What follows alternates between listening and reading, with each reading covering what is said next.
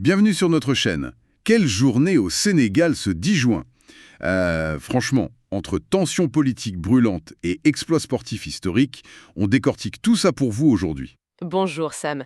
Oui, une actualité très riche, effectivement. On va plonger ensemble dans les événements marquants, une arrestation politique qui fait grand bruit, un voyage diplomatique majeur en préparation, et puis, bien sûr, ce match de foot qui, je pense, restera dans les annales. Tout à fait. Beaucoup de choses à analyser. Alors restez bien branchés, ça va être dense et passionnant. Surtout, abonnez-vous et likez. Commençons, si vous voulez bien, par le volet politique intérieur, l'affaire Moustapha Diakhaté, ancien ministre, figure connue, placé en garde à vue. Oui, pour offense au chef de l'État. C'est l'accusation officielle, suite à des propos qu'il a tenus dans les médias. C'est lourd comme accusation quand même. Ah oui, c'est une accusation sérieuse, surtout dans le contexte politique actuel, qui est déjà, disons, assez tendu au Sénégal. L'audition a eu lieu à la division des investigations criminelles, la DIC. D'accord. Et un point assez notable qui a été rapporté par son avocat, bien sûr Diakhaté, il aurait signifié son refus de coopérer. Il n'aurait voulu signer aucun procès-verbal pendant sa garde à vue. Ah oui, c'est un geste fort ça. Bah oui, ça peut être interprété comme une posture de défiance politique, clairement. Une manière de contester la procédure elle-même, peut-être. Et forcément, ça n'a pas manqué de faire réagir, j'ai vu des réactions assez vives.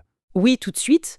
Tierno Bokoum, par exemple, qui est une autre figure politique, a parlé de dérive autoritaire. Carrément. Oui, il a qualifié le régime de répresseur. Ce sont ses mots. Et Alioune Tine aussi, je crois. Exactement. Alioune Tine, très connu dans la défense des droits humains, il a appelé à sa libération immédiate.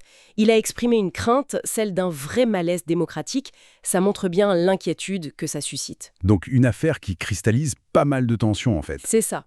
Et ça s'ajoute d'ailleurs à d'autres critiques qu'on a entendues récemment.